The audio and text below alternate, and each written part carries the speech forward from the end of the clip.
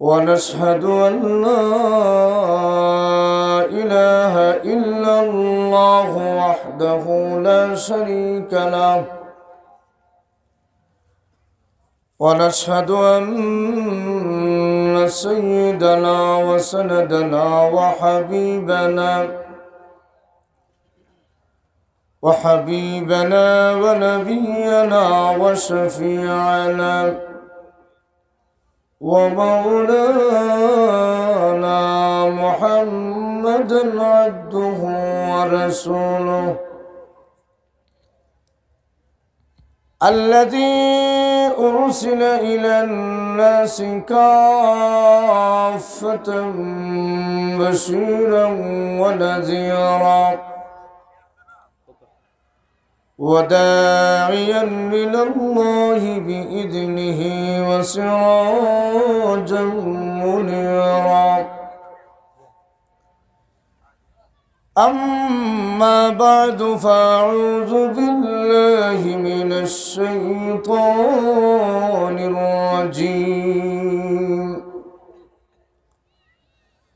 بسم الله الرحمن الرحيم هو الذي أرسل رسوله بالهدى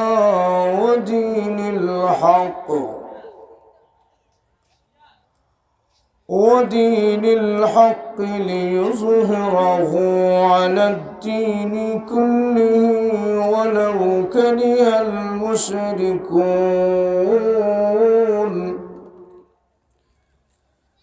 بارك الله لنا ولكم في القرآن العظيم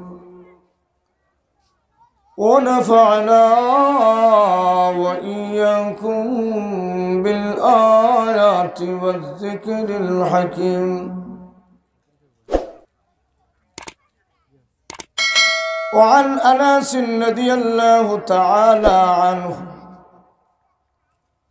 أن رجلا قال يا رسول الله متى الساعة قال ويلك وما أعددت لها قال ما أعددت لها إلا أني أحب الله ورسوله قال فما رأيت المسلمين فرحوا بعد الإسلام فرحهم بها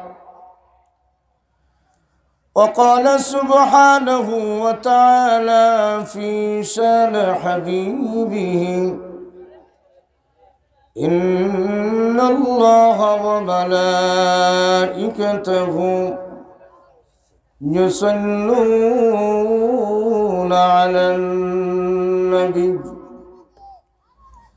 يا أيها الذين آمنوا صلوا عليه وسلموا تسليما تو محبت من خلے درود پڑھیں صلی اللہ علی سیدنا و مولانا محمد وعلى آله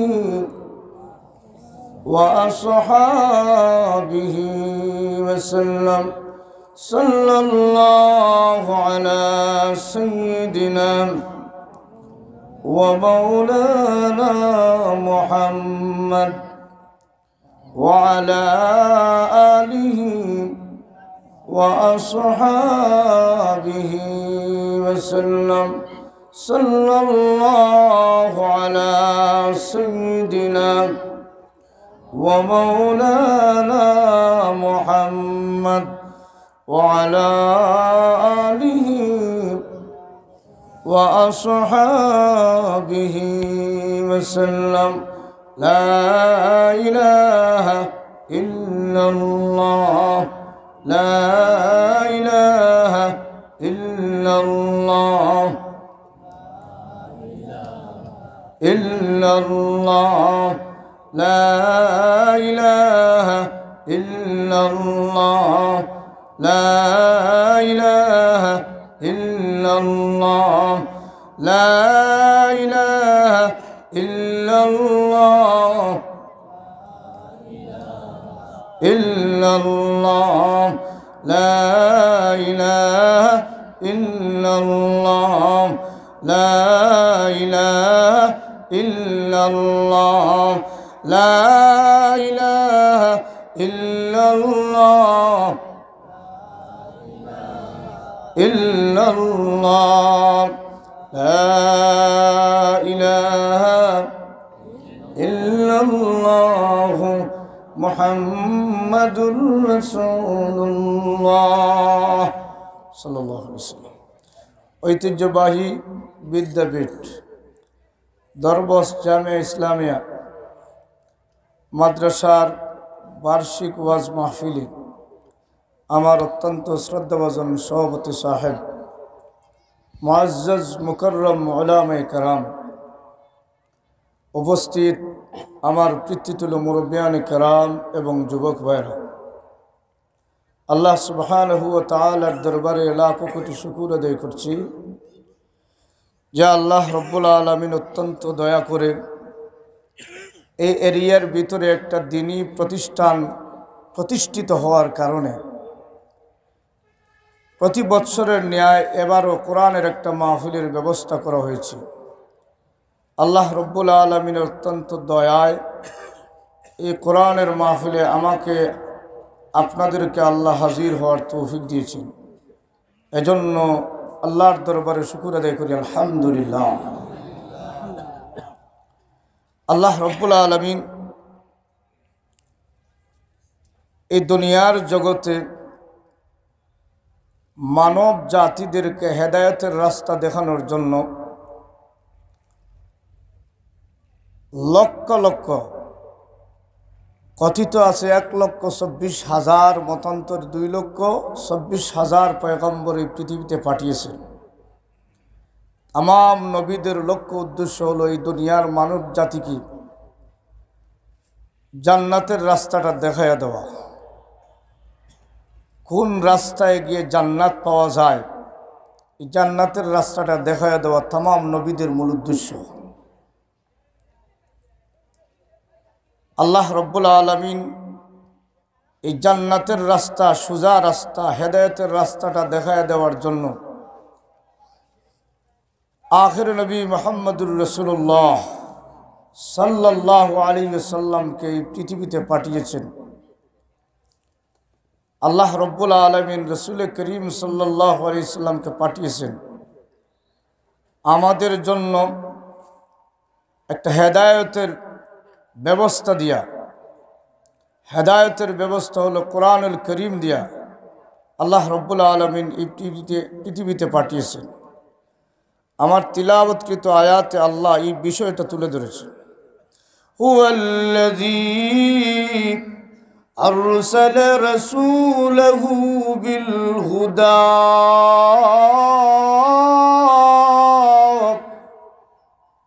দুনিয়ার মানব জাতিরা, সেই সত্তা, হুয়া সেই আল্লাহ, সেই সত্তা, আল্লাযী যিনি আরসালা রাসূলাহু তোমাদের প্রতি প্রেরণ করেছেন একজন রাসূল, বিল হুদা হেদায়েত দিয়ে, ও দীনিল হক আর সত্য ধর্ম দিয়ে, এমন সত্য ধর্ম দিয়ে পাঠিয়েছেন, লিইয়ুযহিরাহু আলাদ-দীনি কুল্লিহি, তামাম ধর্মের মধ্যে শ্রেষ্ঠত্ব ধর্ম দিয়া পাঠিয়ে দিয়েছি। এই কথাটা আল্লাহ রব্বুল আলামিন আমার তিলাওয়াতকৃত আয়াতের মধ্যে উল্লেখ করেন। সেই সত্তা তোমাদের প্রতি একজন রসুল প্রেরণ করেছে। এই রসুল কেমন রসুল? এই রসুল হচ্ছেন তামাম রসুলদের রসুল, সুবহানাল্লাহ, তামাম নবীদের নবী। আমাদের নবী শুধু আমাদের নবী না গো, তামাম নবীদের নবী, সাইয়্যিদুল মুরসালিন, সৈয়দুল আম্বিয়া জনাব মুহাম্মদুর রাসূলুল্লাহ সাল্লাল্লাহু আলাইহি ওয়াসাল্লাম শুধু আমাদের নবী না গো, তামাম নবীদের নবী। এই নবীকে আল্লাহ এত শ্রেষ্ঠত্ব দিয়ে, এত মর্যাদা দিয়ে পাঠিয়ে দিয়েছেন। কেমন করে তামাম নবীদের নবী হলেন? তাফসীরে কবীরের মধ্যে আল্লামা ফখরুদ্দিন রাজি রহমাতুল্লাহ উল্লেখ করেন, আমাদের নবী শুধু নবী না গো, তামাম নবীদের নবী। কেমন করে তামাম নবীদের নবী, এই কথাটা বোঝানোর জন্য একটা আলোচনা করেছেন। আল্লাহ রাব্বুল আলামিন পৃথিবীতে আদম আলাইহিস সালামকে হায়াত দিয়েছেন 1000 বছর। কত বছর? কম না বেশি? একটু আওয়াজ দেন, কম না বেশি? আওয়াজে বোঝা যায় এটা 2000 বছর আমরা আছে। আদম 1000 পাইছেন, আমরা এটা 2-2.5 আওয়াজে বোঝা যায় এটা মামুলি বিষয়, এটা মামুলি বিষয়। আদম আলাইহিস সালামকে আল্লাহ রাব্বুল আলামিন হায়াত দিয়েছেন 1000 বছর। সানি আদম নূহ আলাইহিস সালামকে আল্লাহ হায়াত দিয়েছেন এক বর্ণনায় 1250 বছর। কত বছর? আরো কম না বেশি? সুবহানাল্লাহ। 1250 বছর যদি আমারে দিতেন, আমার তমতমি আর ধাক্কা দেখি কোনো আলিম টিকার কোনো সুযোগ নাই, ঠিকই না বলে? আল্লাহ রাব্বুল আলামিন আদম আলাইহিস সালামরে 1000 বছর হায়াত দিয়েছেন। নূহ আলাইহিস সালামের হায়াতের ব্যাপারে ইখতিলাফি বর্ণনা, কোন তাফসীরে উল্লেখ করা হয় আল্লাহ রাব্বুল আলামিন 1750 বছর হায়াত দিয়েছেন। কত বছর? আরো বেশি। এত লম্বা হায়াত দিয়েছেন তিনি। সানি আদম, দ্বিতীয় আদম। নূহ আলাইহিস সালাম তার কওমদেরকে দাওয়াত দিয়েছি একাধারে 950 বছর, দিনে এবং রাত্রে। দিনে লাইলাম ওয়া নাহারা, আল্লাহ বলেন দিনে এবং রাত্রিতে নূহ আলাইহিস সালাম তার কওমদেরকে হেদায়েতের রাস্তা দেখানোর জন্য একাধারে 950 বছর দাওয়াত দিয়েছি। 950 বছরের দাওয়াতের বিনিময়ে নূহ আলাইহিস সালামের উম্মতের সর্বোচ্চ সংখ্যা হইল 80 জন। কতজন? 80 জন। সর্বোচ্চ সংখ্যা হইল 80 জন। দাওয়াত দিয়েছেন কত বছর? 950 বছর। উম্মত হয়েছেন কতজন? তাহলে বোঝা গেল বছর একজন না। বছর যদি একজন হেদায়েতের রাস্তা পাইত তাহলে 950 জন হইতা, ঠিক কিনা বলে? তাহলে বোঝা যায় 2 বছরও একজন না, 2 বছরে 3 বছরও একজন না। নূহ আলাইহিস সালামকে আল্লাহ রাব্বুল আলামিন লম্বা হায়াত দিয়েছি আর হেদায়েতের রাস্তা দেখায়া দেওয়ার জন্য দাঈল আল্লাহর কাজ করেছেন, নবুয়তির দায়িত্ব পালন করেছেন 950 বছর। 950 বছরের দাওয়াতের বিনিময়ে উম্মতের সংখ্যা হইল মাত্র সর্বোচ্চ 80 জন। আমাদের নবী সাইয়্যিদুল মুরসালিন জনাবে মুহাম্মদুর রাসূলুল্লাহ সাল্লাল্লাহু আলাইহি ওয়াসাল্লাম হায়াত পেয়েছেন 63 বছর। কত বছর? 63 বছর। আর দাওয়াত দিয়েছেন, নবুয়তের দায়িত্ব পালন করেছেন মাত্র 23 বছর। কত বছর? 23 বছরের দাওয়াতের বিনিময়ে আল্লাহ কি মর্যাদা দিল আখির নবীকে। 23 বছরের দাওয়াতের বিনিময়ে আল্লাহ এত অসংখ্য অগণিত উম্মত দান করল। আল্লামা ফখরুদ্দিন রাজি রহমতুল্লাহি আলাইহি উল্লেখ করেন, একদিন আল্লাহর রাসূল সাল্লাল্লাহু আলাইহি ওয়াসাল্লাম ফজরের নামাজের পরে সাহাবায়ে কেরামদের লক্ষ্য করে বলেন, সাহাবীরা রে, আমি গত রাত্রে স্বপ্নে দেখলাম আদম আলাইহিস সালাম থেকে নিয়ে ঈসা আলাইহিস সালাম পর্যন্ত তামাম নবী এবং রসুল মিলে আমি নবীর সাথে সাক্ষাতের জন্য হাজির। আদম আলাইহিস সালাম থেকে নিয়ে ঈসা আলাইহিস সালাম পর্যন্ত সাধারণ বিষয় না, অসাধারণ বিষয়। আল্লাহর রসুল বলেন তামাম নবী এবং উম্মত মিলে আমার সাথে মোলাকাতের জন্য হাজির।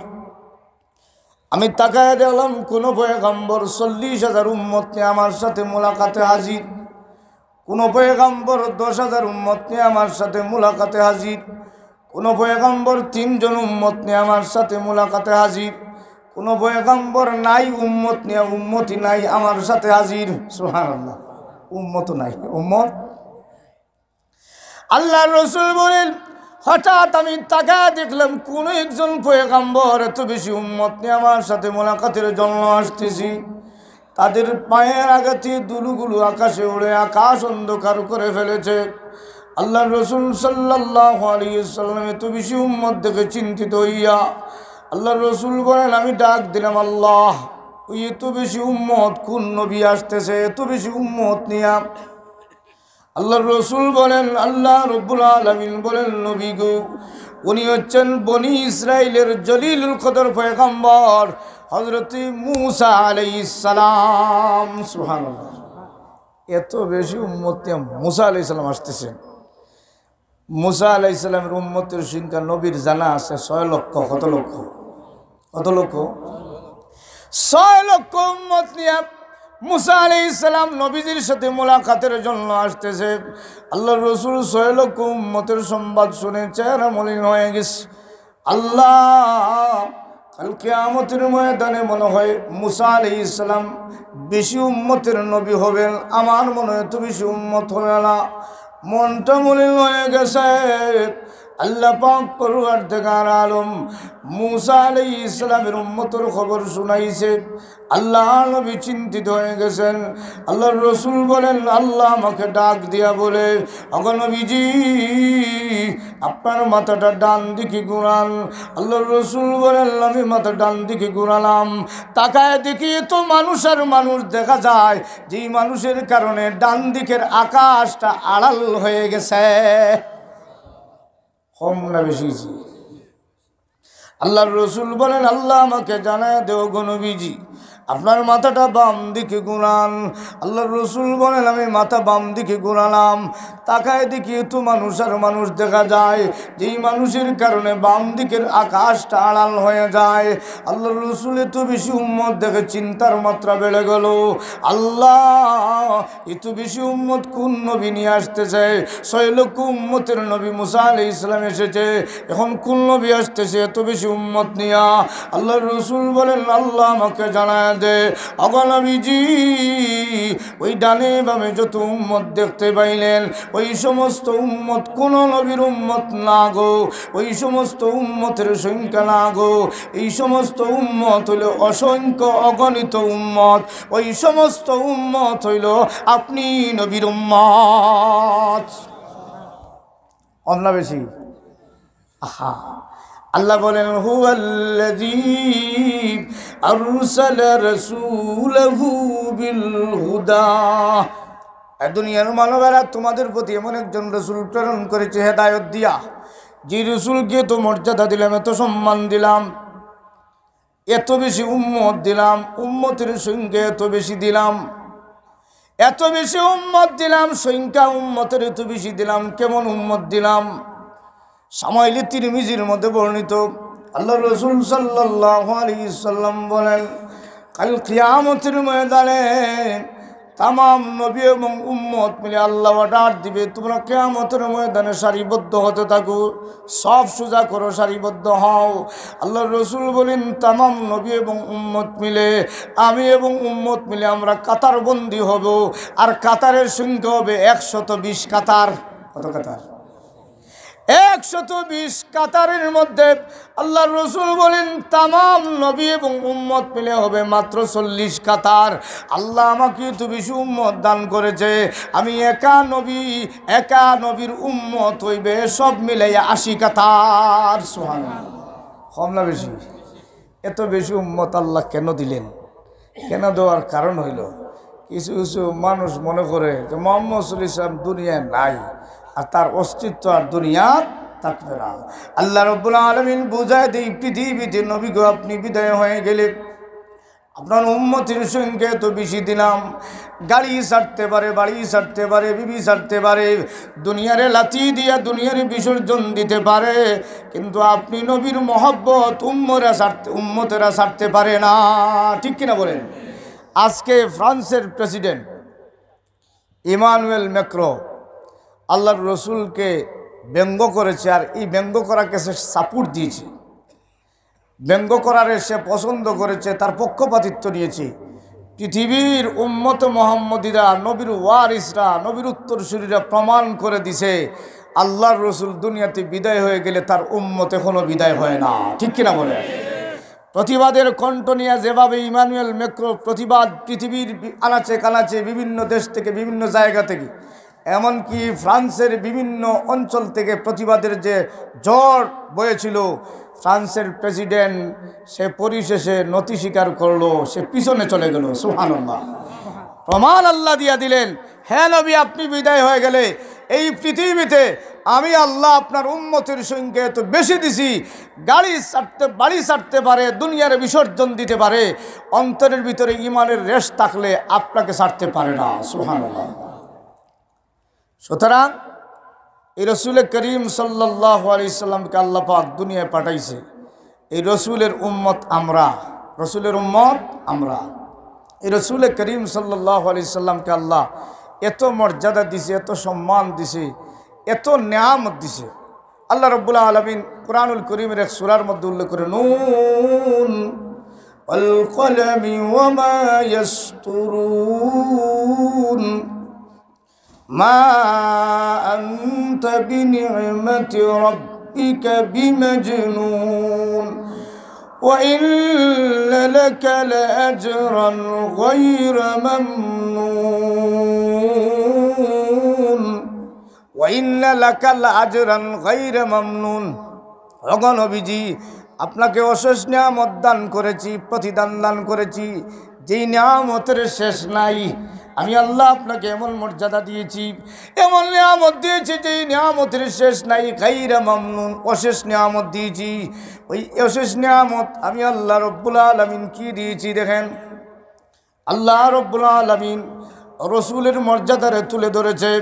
এই পৃথিবীর মধ্যে রসুলের মর্যাদা যারা ক্ষুণ্ণ করতে চায়, আল্লাহ এই সূরার মধ্যে একটা প্রতিবাদী কণ্ঠ দিয়ে আল্লাহ জানায় দিয়েছি, যারা আমার রসুলের সাথে বেয়াদবি করে, আমার রসুলের উত্তরসূরির সাথে যারা বেয়াদবি করে, আমি আল্লাহ তাদের পরিচয় দিলাম, তারা পিতৃন যার সন্তান।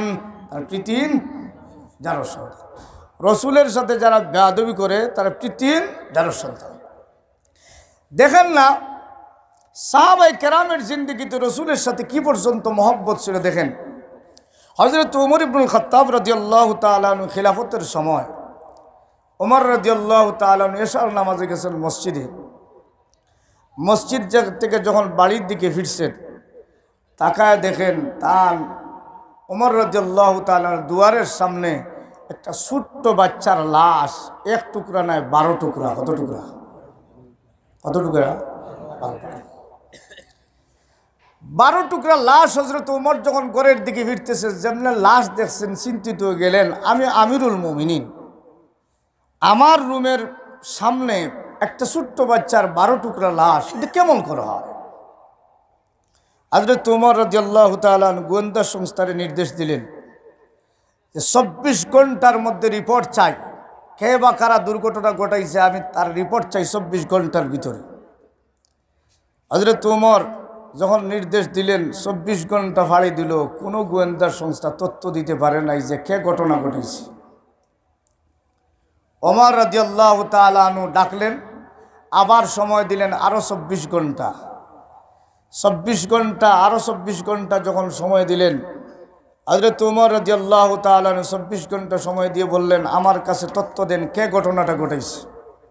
আমার বাসার সামনে একটা ছোট্ট বাচ্চার লাশ, শুধু লাশ না, বাচ্চাটা 12টা টুকরা করা। কত টুকরা? হযরত ওমর রাদিয়াল্লাহু তাআলা আনহু যেমনে 48 ঘন্টা গেল, কোনো তথ্য পাওয়া গেল না। হযরত ওমর রাদিয়াল্লাহু তাআলা আনহু এই অবস্থায় নির্দেশ দিলেন আরও 24 ঘন্টা, টোটাল 72 ঘন্টার সময় দিলেন।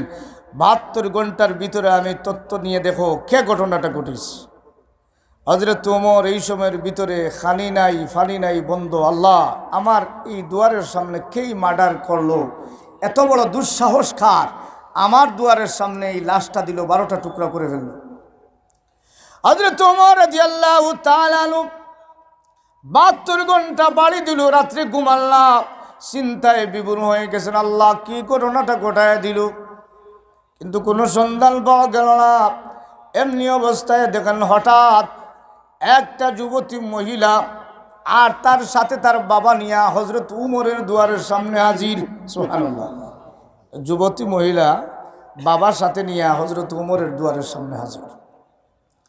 যেমনে দুয়ারের সামনে হাজির হয়েছে, হযরত উমর বলেন, তোমরা কারা?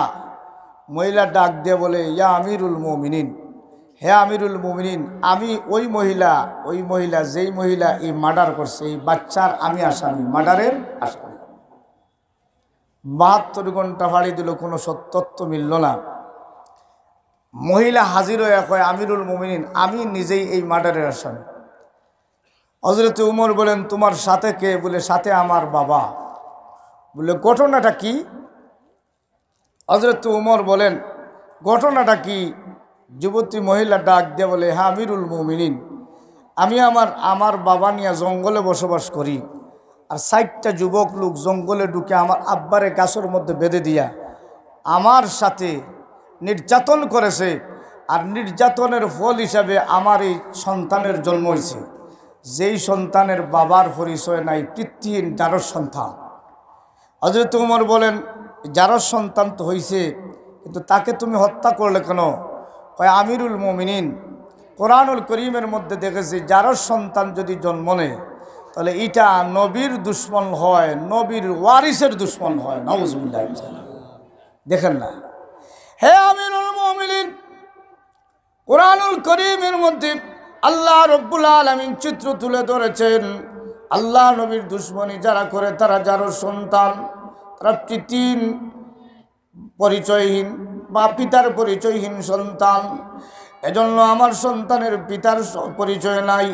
আমি চিন্তা করলাম, আমার এই সন্তানটা আল্লাহর নবীর দুশ্মন হবে, আমার সন্তানটা ইসলামের দুশ্মন হবে, আলেম উলামার দুশ্মন হবে। আমার ভাইরা, আলিম উলামার যারা দুশ্মনী করে, ইসলামের যারা দুশ্মনী করে, এর পিছনের ইতিহাস একটু খুঁজায় দিবেন, খুঁজায় দেখবেন তাদের জন্মের মধ্যে বেজাল আছে, জন্মের মধ্যে বেজাল আছে। আল্লামা ফখরুদ্দিন রাজি রহমতুল্লাহির উল্লেখ করেন, জন্মের মধ্যে কিভাবে বেজাল আছে। এই দুনিয়ার জগতে আল্লাহ পাক অনেক মানুষকে বুদ্ধি দিছে,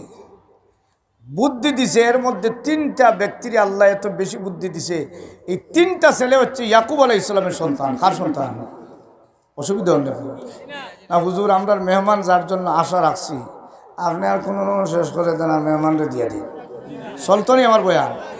তাহলে চলার জন্য একটা পরীক্ষা করে দেখি চলতো কি চলতো না। দয়া করে একটু সামনে বাড়েন, দেখি খারাপ চলবো, আমার বয়ান খাদের কাছে চলবে দেখি, বিসমিল্লাহ করে।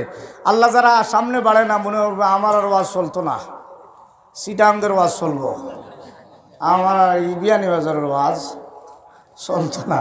একটু কষ্ট করে সামনে বাড়েন আর জিকির করেন, লা ইলাহা ইল্লাল্লাহ, লা ইলাহা ইল্লাল্লাহ, লা ইলাহা ইল্লাল্লাহ, লা ইলাহা ইল্লাল্লাহ, লা ইলাহা ইল্লাল্লাহ,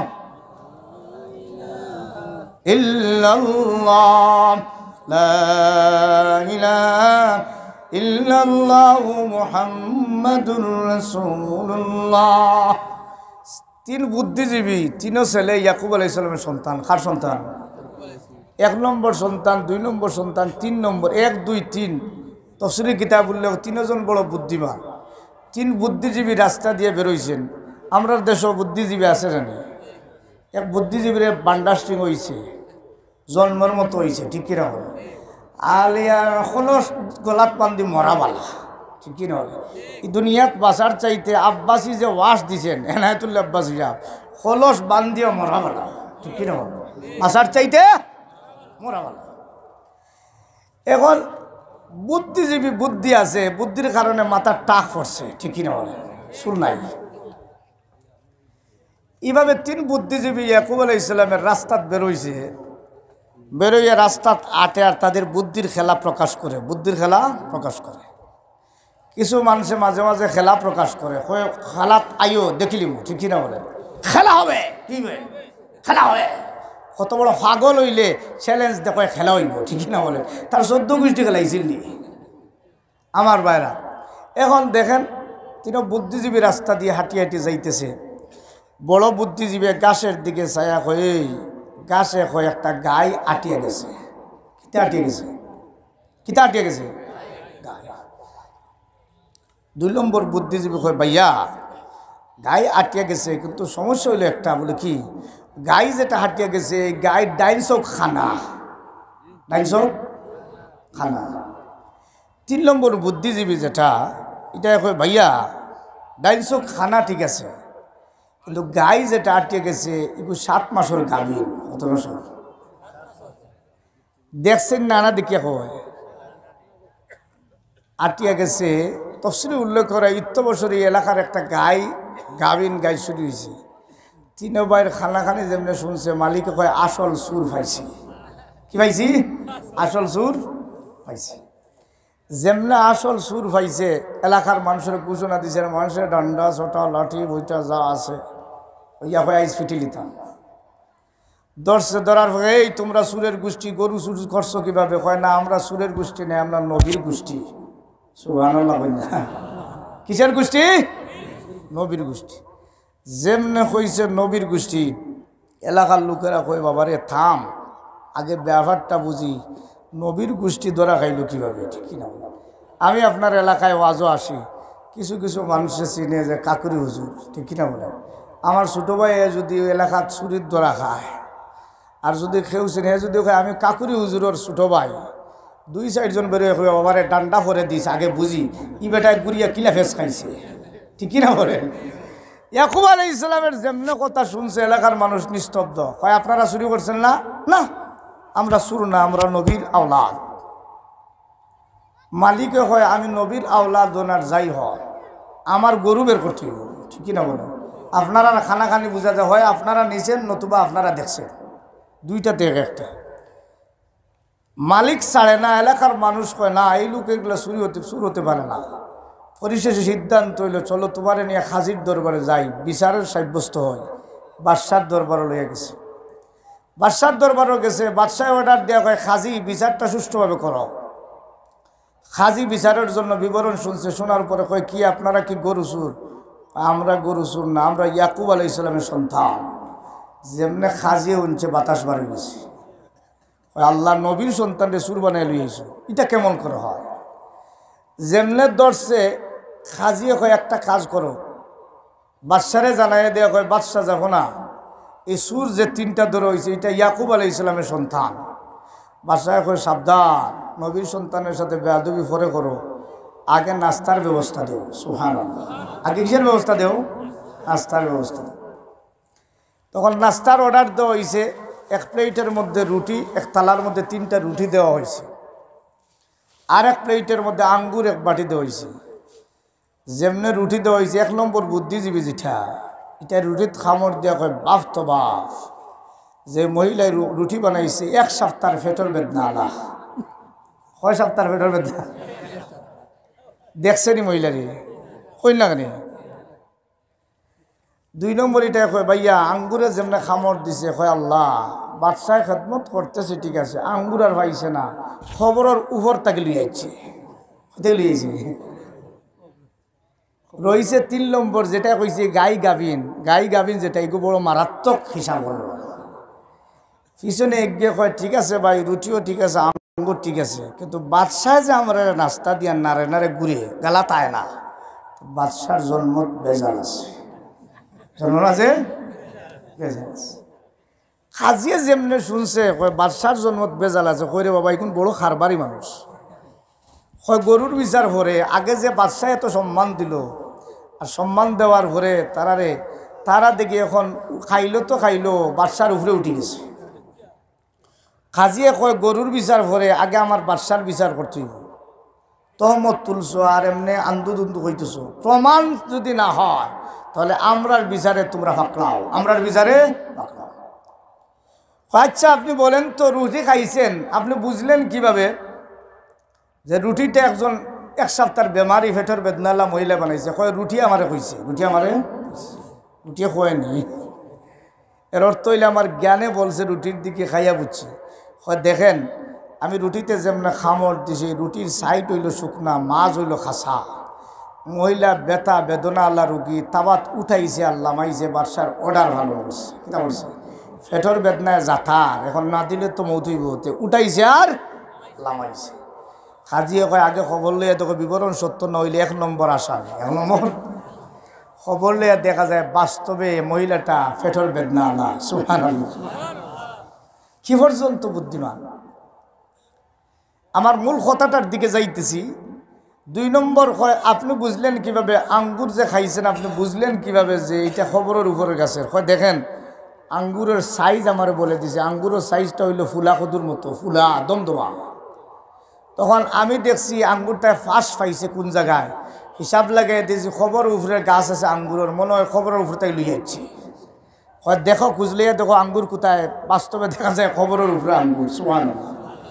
খাজিয়ে মাথা ঘুরায় কইরে বাবা এগুলো তো সাদের মানে বুদ্ধিমান না, বুদ্ধি তো বহুত চাজরেল বুদ্ধিমান। আচ্ছা বুঝলাম আপনারা দুজন বিবরণ ঠিক আছে। বাদশাহ নাস্তা দিল আর আপনি যে বাদশার ব্যাপারে তহমত দিলেন, বিষয়টা কি? হয় দেখেন তামাম নবীদের সুন্নত হইল মেহমান নিয়ে খাওয়া। সুবহানাল্লাহ। মেহমান লইয়া মেহমানদারি করে খাওয়ানো। বাদশায় কিছু না কিছু সম্মান দিছে না পারিয়া, কিন্তু হে আমরারে নাস্তা দিয়ে আলি নারে নারে ঘুরে আমরার নিকটে আয় না, তো বোঝা গেল আমরার প্রতি বেশ মন বালা না। আমরা নবীর আওলাদ, নবীর সাথে যারা বেয়াদবি করে মন বালা থাকে না, ওরা আমরা বুঝেছি যে তার জন্মের মধ্যে বেজাল থাকে। সুবহানাল্লাহ। বাদশাহ খাজিয়ে মাথা ঘুরায় কইরে আমারও কিছু বেজাল জানা আছে। সুবহানাল্লাহ। আমারও কিছু বেজাল জানা আছে। এখন খাজিয়ে কই বুঝলাম আপনি বড় বুদ্ধিমান আপনারা, কিন্তু গরু চুরির দ্বারা খাইলা কিভাবে? ওই দেখেন আমি যেমনে জমিনের মধ্যে হাঁটিয়া গেছি, গাছের দিকে তাকাইছি, গাছে আমার কয় গাই গেছে, গাই গেছে। বলে বুঝলেন কিভাবে?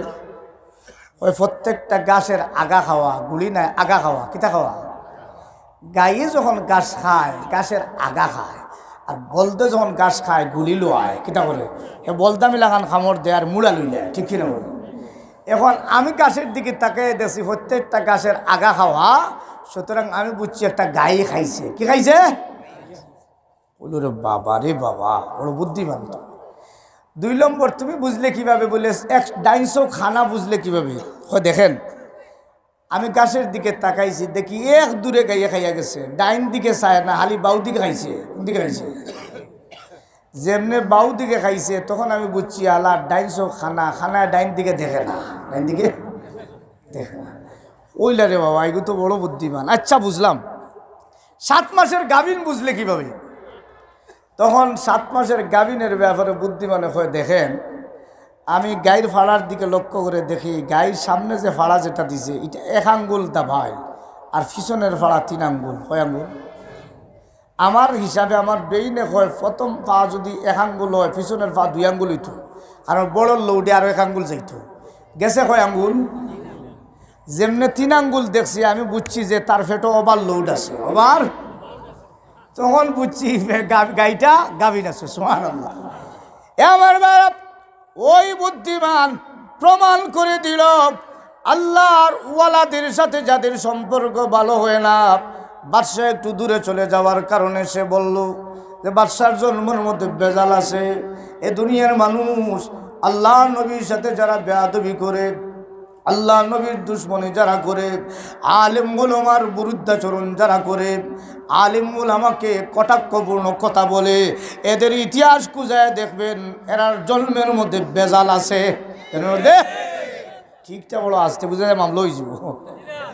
জন্মের মধ্যে আমার ভাইরা, ওই যে সুন্দর রূপসী নারীর কথা বলেছিলাম, ওই নারী হযরত ওমর রাদিয়াল্লাহু তাআলা আনহুর সামনে এসে বলে, আমিরুল মুমিনিন, আমি ওই যুবতী, যেই যুবতী ছোট্ট বাচ্চার মা, আমি নিজ হাতে তারে 12 টুকরা করেছি রাগের কারণে। কারণ আমি দেখেছি যারও সন্তান যদি দুনিয়াতে থাকে এটা আল্লাহর নবীর দুশ্মন হয়, ইসলামের দুশ্মন হয়। এজন্য আমি একজন হাফেজা মহিলা, আমার গর্ভ থেকে সন্তান যারও হবে এটা আল্লাহওয়ালাদের দুশ্মন হবে, এটা কখনো মেনে নেওয়া যায় না। এজন্য আমি নিজ হাতে তাকে দুনিয়া থেকে বিদায় করে দিয়েছি। হযরত ওমর বলেন, নারী মেয়ে গো, এ যুবতী মহিলা, আজ 3 দিন পাড়ি দিল, তুমি আগে আসলে না কেন? হযরত ওমরকে লক্ষ্য করে বলে যুবতী মহিলা বলে, আমিরুল মুমিনিন, আমার ধারণা ছিল আমি দুনিয়াতে বেঁচে যাব, কিন্তু আমি হাফেজে কোরআন, কোরআন আমাকে বাঁচতে দিল না। কারণ সব সময় আমাকে কোরআন বুঝায় দে কতলের বিনিময়ে কতল, নতুবা আল্লাহর কাঠগড়া থেকে বাঁচা যাবে না। এজন্য আমি এই হত্যার জন্য শাস্তি নেওয়ার জন্য আমিরুল মুমিনিন সশরীরে আমি নিজেই হাজির হয়ে গেলাম। কি থাকার কারণে? কোরআন থাকার কারণে। কয় আমি হাফেজে কোরআন, আমি হাফেজা, আমি কোরআনের হাফেজা, এজন্য কোরআন আমাকে বাঁচতে দিল না। আপনার দরবারে হযরত ওমর অর্ডার দেন শাস্তি কার্যকর করো। এমনি অবস্থায় তাকায় দেখেন 4টা যুবক হযরত ওমর ইবনুল খাত্তাব রাদিয়াল্লাহু তাআলা সামনে হাজির। হযরত ওমর বলেন, তোমরা কারা গো? যুবক 4টা ডাক দেয় বলে, আমিরুল মুমিনিন, আমরা 4টা যুবক আসামি আপনার দরবারে হাজির হয়েছি। কিসের আসামি? ওই যে যুবতী মহিলা আপনি যাকে সাজা দিবেন তার কোনো দোষ না গো। আমরা জঙ্গলের মধ্যে গিয়েছি, আমরা যুবক, আমরা যৌবনের টেলা সামাল দিতে পারি না, অন্যায় করে ফেলেছি। এজন্য আমরা চিন্তা করেছিলাম দুনিয়াতে বেঁচে যাব, কিন্তু আমরা কোরআনের জ্ঞানে গুণী, এই কোরআন আমাদেরকে বাঁচতে দিল না। আমার পরকালে যদি জান্নাতে যেতে হয় তাহলে যতক্ষণ না শাস্তি ভোগ করবো আল্লাহর কাঠগড়া থেকে বাঁচতে পারবো না। এজন্য কোরআন আমাকে আপনাদের সামনে নিয়ে হাজির করেছে। আমিরুল মুমিনিন, আপনি শরীয়তের হদ আমাদের উপরে জারি করে দেন। সুবহানাল্লাহ। তাহলে যুবক কোরআন বুঝছে, কি বুঝছে? আহা, এ দুনিয়ার মানুষ কোরআন যদি বুঝে ফেলে দুনিয়াতে গুনাহ করতে পারে, কিন্তু গুনাহ থেকে বাঁচারও ব্যবস্থা রাখতে পারে। এজন্য আসুন আমরা কোরআন বোঝার চেষ্টা করি। আল্লাহর নবী দুনিয়া থেকে বিদায় হয়ে গেছেন, এই দুনিয়াতে 2টা জিনিস রেখে গেছেন, একটা হইল কোরআন, আর একটা হইল কিতাবুল্লাহ, সুন্নতে রাসূলুল্লাহ। আল্লাহর নবীর সুন্নত 2টা রেখে গেছেন। এই নবী বিদায় হয়ে গেছেন, 2টা জিনিস দুনিয়ার মধ্যে যতদিন থাকবে আল্লাহর নবীওয়ালা কাজ দুনিয়াতে চলবে। সুবহানাল্লাহ। হেদায়েতের রাস্তা আল্লাহ 2টা জিনিসের মাধ্যমে দেখায় দিবে। এজন্য আল্লাহ বলেন, হুয়াল্লাযী আরসালা রাসূলাহু বিল হুদা, আমি তোমার নবীকে হেদায়ত দিয়ে পাঠিয়ে দিয়েছি। এই হেদায়ত দ্বারা এক মুরাদ হইল আমি কোরআন দিয়ে পাঠিয়ে দিয়েছি। এই কোরআনওয়ালা জিন্দগি যাদের চলবে, কোরআনওয়ালা জিন্দগির মধ্যে শান্তির জিন্দগি থাকবে। এই দুনিয়ার জগতে কোরআনওয়ালা জিন্দগি চলবে কি চলবে না? চলবে তো ইনশাআল্লাহ। তাহলে আমরা প্রত্যেক চাই কোরআনওয়ালা জিন্দগি চলবে। এই কোরআনওয়ালা জিন্দগি চলার জন্য নবী বিদায় হয়ে গেছেন, নাইবে নবী নাইবে রসুলদের আগমন ঘটে একটা দিনই দরজকার মাধ্যমে, যার নাম হলো মাদ্রাসা। ঠিক কিনা বলেন? মাদ্রাসার মাধ্যমে এই দুনিয়ার জগতে কোরআনের দাওয়াত চলে। মাদ্রাসার মাধ্যমে আজকে যত প্রতিবাদ হয়েছে দেখবেন, তামাম নাস্তিক মুরতাদদের প্রতিবাদ কোনো আম মানুষ করে না, সব আলিম উলামা করেছে। ঠিক কিনা বলেন? আলেম ওলামা দুনিয়াতে যতদিন বাঁচবে নাস্তিক মুরতাদরা নবীর ব্যাপারে কটাক্ষ করার কোনো সুযোগ পাবে না। এজন্য আলেম ওলামা দুনিয়াতে বাঁচার দরকার। আলেম ওলামা বাঁচতে হলে এই দিনই দরজকা মাদ্রাসা বাঁচাইতে হবে। ঠিক কিনা বল?